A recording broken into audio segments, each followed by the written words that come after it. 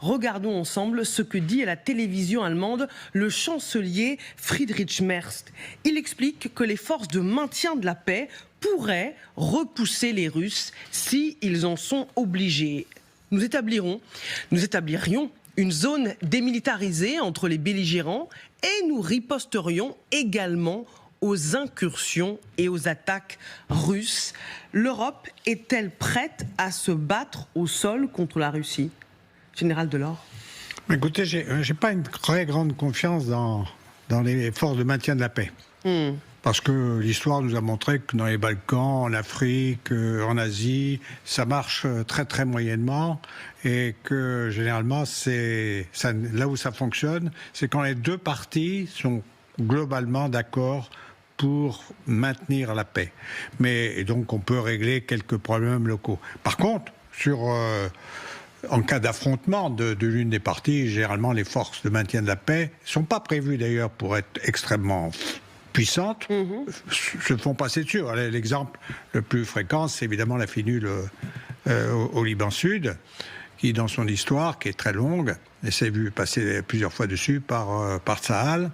Et donc, mais s'il n'y a pas que cet exemple-là, il y a eu d'autres exemples dans les Balkans, on retrouve la faiblesse de ce type de force. Si c'est une force plus importante, alors là, évidemment, si on déploie des forces très importantes en Ukraine, on serait dans un cas de figure complètement différent, qui me paraît difficilement envisageable, sauf à vouloir la confrontation avec la Russie. Bien sûr, mais général, admettons si demain la guerre s'arrête, ou en tout cas il y a au moins un cessez-le-feu et qu'il y a une zone démilitarisée qui est actée par les deux parties. S'il y a des forces européennes, des forces françaises, britanniques, allemandes, qui justement gardent cette zone et que les Russes avancent, alors on a eu des exemples là-dessus. Alors par exemple, on a eu des observateurs. On a eu l'observateur dans le Sinaï, mais les Égyptiens et les Israéliens étaient à peu près d'accord pour se retirer. Et donc ils avaient convenu d'un programme, et donc les observateurs veillaient à ce qu'il n'y ait pas d'accroc à ce programme, qui s'est à peu près bien déroulé d'ailleurs.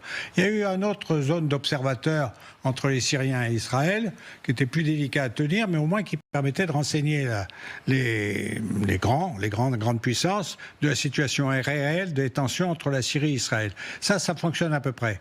Donc oui, il est possible de surveiller si l'un ou l'autre ne respecte pas les conventions qui auraient été adoptées, mais là de dire que l'on va déployer des forces au contact des troupes russes, c'est évidemment, c'est possible, mais dans ce cas-là, il faut savoir où on va, et est-ce qu'on est prêt pour ça ? Eh oui, Gwendoline de Bono.